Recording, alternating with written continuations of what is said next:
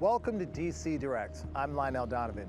Here in this show, we try to talk about some of the bigger stories, but we want to hear from you. So follow us on Twitter, Facebook, and YouTube at TRT World, and use the hashtag DC Direct to let us know what you think and be a part of the conversation.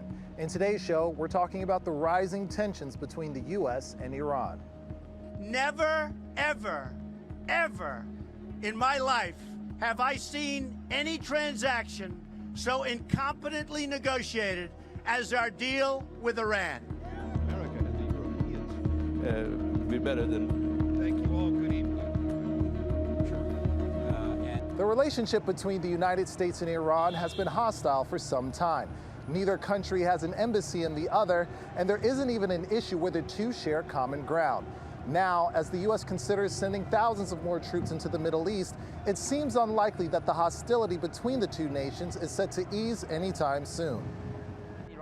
Sina Tusi is concerned that the situation is quickly getting worse. I mean, it's at an unprecedented low. Even since 1979, it's never been this low. A lot of Trump's policies right now, it really is a repeat of the 1953 playbook, the coup against Mossadegh, like the oil embargo. That's the same thing that happened right now.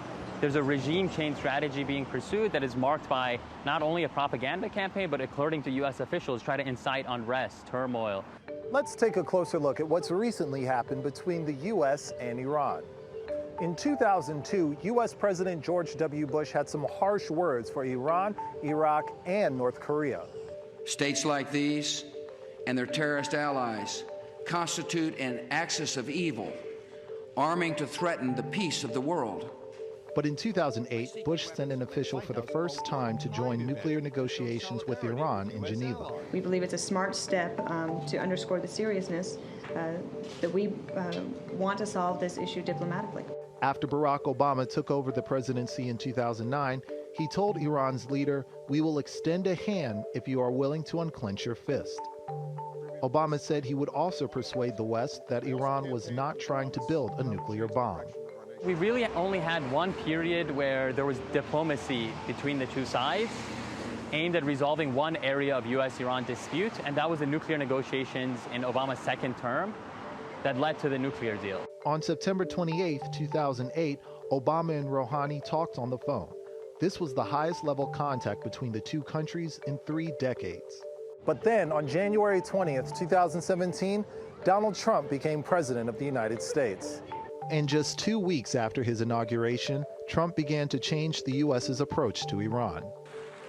In his first address to the UN General Assembly, President Trump called on the world to join us in demanding that Iran's government end its pursuit of death and destruction. And above all, Iran's government must stop supporting terrorists, begin serving its own people, and respect the sovereign rights of its neighbors. And Iran's President Rouhani hit back, calling out Trump's ignorant, absurd, and hateful rhetoric, filled with ridiculously baseless allegations. On May 8, 2018, Trump announced that the U.S. would withdraw from the 2015 nuclear deal. Since then, there have been threats and sanctions from both sides. And this year, things got even worse. In February, at the Munich Security Forum, Iranian Foreign Minister Javad Zarif accused the U.S. of exporting insecurity to our region. What is it that threatens the region more? This past April, U.S. Secretary of State Mike Pompeo announced on Twitter that the U.S. was designating the Islamic Revolutionary Guard Corps as a foreign terrorist organization. Then Trump warned Iran about threatening the U.S. In response to Trump's tweet, Foreign Minister Javad Zarif shot back, claiming that Trump was trying to reach what even Alexander the Great or Genghis Khan could not. Well, now that we're here, how can the relationship be turned around? Well, according to former Ambassador Richard Kozlerich, the answer might be surprisingly close. Interestingly enough, I think it could come from Trump. We've got a model in terms of his relationship with Kim in North Korea. I mean, he is a very confident person about his own ability to negotiate, and he's not constrained by either the lack of previous contact or the difficulty in the current situation. So in other words, he has nowhere to go but up from here.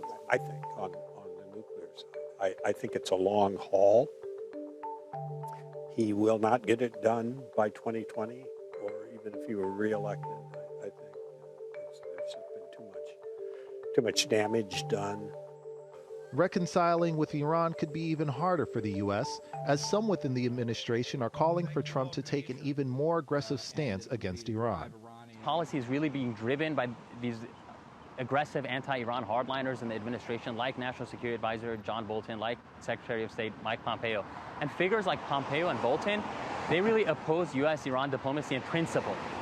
They have long track records of advocating for bombing Iran, military strikes, and they just don't want to deal with any variation of this Iranian government, and they really are pushing Trump on a path to war. And all the escalation we've seen in recent weeks are getting dangerously close to this. The growing tension between the two countries aren't just being felt by its leaders. Fuad Maharamov recently moved to D.C., but the relationship between the U.S. and Iran is a major concern for him, and he hopes that it can be resolved soon for the sake of the people. I think that the relation between Iran and America, however, have to be solved because we are talking about the security of the region, we are talking about the energy security, and definitely I believe that one day Iran will find some solution to find good way consensus with America, because it's around 60 millions of population from the Iran, and I believe that they will push their government to solve this problem. Well, that's all the time we have today in DC Direct, but please be sure to follow us on Twitter, Facebook, and YouTube at TRT World, and use the hashtag DC Direct to let us know what you think about the U.S.-Iran relationship. Until next time, I'm Lionel Donovan.